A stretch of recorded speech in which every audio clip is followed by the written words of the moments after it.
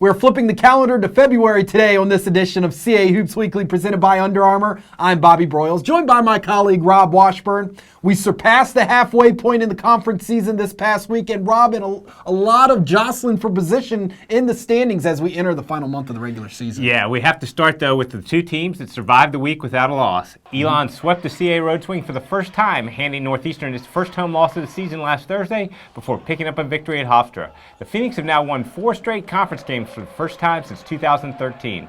William & Mary reeled off 3 straight victories at home by an average of more than 21 points, highlighted by an 96-78 triumph over first-place UNCW last Saturday that ended the Seahawks' 9-game winning streak. The Tribe averaged better than 90 points in the 3 games and moved into a 3-way tie for third place with Elon and Northeastern.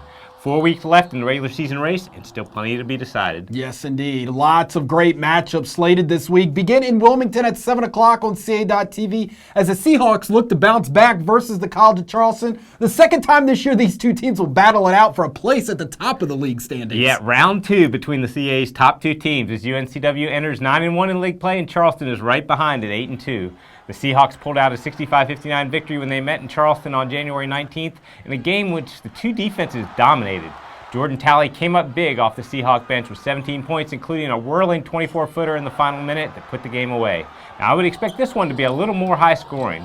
We've talked often about all the offensive weapons that the Seahawks have, and they should be fired up in front of a loud sellout crowd at Trask Coliseum. Charleston's offense is playing at its highest level of the season, and the Cougars are coming off a season-best 90 points at Drexel last Saturday. These teams have developed quite a rivalry over the past few years and delivered plenty of exciting games. This one should be another one. Yes, it should. And also at 7 o'clock Thursday night on CA.TV, William & Mary looks to stay hot at home as they host Northeastern. Yeah, it's no coincidence the Tribe has started playing their best basketball this season during a 4-game homestand at Kaplan Arena, where they're a perfect 10-0 this season. They shot better than 55% and handed out more than 20 assists in all 3 wins and are clicking on all cylinders. It started with seniors Daniel Dixon and Omar Pruitt, who combined for better than 50 points in the victories over UNCW and Drexel. Now, Northeastern is coming off a much-needed 69-62 victory over Towson last Saturday that ended a 4-game slide. The Huskies got another big effort from senior T.J. Williams, who became the first Northeastern player since Reggie Lewis to reach the 20-point mark in 14 of his first 22 games. NU's defense held both opponents to less than 40% shooting last week, and they also battled Towson to a draw in the glass.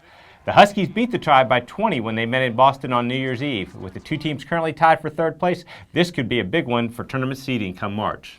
Elon will be showcased Thursday night on the American Sports Network at 7 o'clock as they welcome JMU to Alumni Gym. Like you mentioned earlier, Rob, this Phoenix team is playing with a lot of confidence right now. Yeah, Elon is definitely playing with confidence as a young team continues to grow and mature. Now, the Phoenix are getting contributions from their entire lineup, but sophomore forward Tyler Sebring is playing as well as anyone in the conference, averaging over 20 points in the last 6 games. We know the Phoenix is a dangerous team offensively, but their defense has also gotten better, and they limited Northeastern to just 49 points last Thursday. Now, JMU's been struggling as of late and suffered a big blow when it was announced that senior Yohani Dallenberg will miss the rest of the season. However, the Dukes are a veteran team and have the guys on hand to turn things around. It starts with senior Jackson Kent, who's averaging better than 16 points per game in CA play, and senior Shakir Brown, who's coming off his 2 best games of the year with 18 points against UNCW and 20 at Delaware. JMU won a 60-59 thriller over Elon and Harrisonburg, and we should be in store for another close game. On to Saturday on Comcast Sportsnet at 4 o'clock, the Tribe will be on the road to take on Towson. A different story for William & Mary away from home this year, Rob. Yeah, the Tribe is just 1-4 on the road in CA play, so it's going to be interesting to see if they can continue their momentum on a visiting court. Much like we talked about with the Northeastern matchup, this is an important contest because the two teams are separated by just a game in the league standings. Towson has won 5 of its last 6 following an 0-4 start, including an overtime victory against Charleston last Thursday. The Tigers have been much better offensively as of late and are getting contributions from a variety of players, but the success starts with the performances of seniors William Adalamoto and John Davis. Now, along with this being a big game on the court, this Saturday will be the annual Autism Awareness Game at Towson.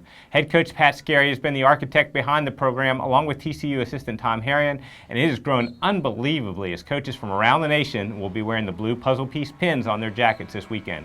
The Tigers will also be sporting blue uniforms courtesy of Under Armour, which will be auctioned off after the game. Truly a great cause that means a lot to Pat and his family. Yes, it does.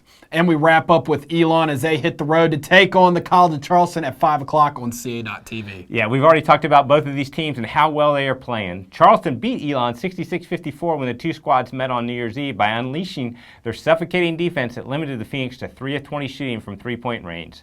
Since that time, Elon has become much more diverse offensively and has been getting contributions from its entire lineup, so it'll be interesting to see what adjustments they can make. Now, the Cougars are getting outstanding play from their starting backcourt of junior Joe Chile and freshman Grant Riller, who combined for more than 50 points in each of the two games last week.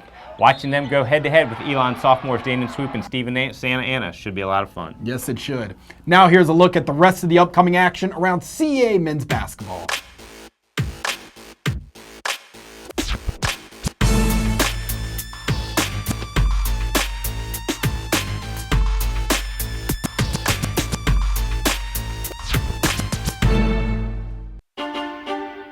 March Madness is coming to Charleston. I think everybody plays college basketball for the month of March. Guys know it's for all the stakes, it's for all the marbles. Every possession gets magnified. The CAA tournament is coming to Charleston March 3rd through 6th. 10 teams, 1 goal. Survive and advance. For more information, visit CAAsports.com. It's high stakes in the low country.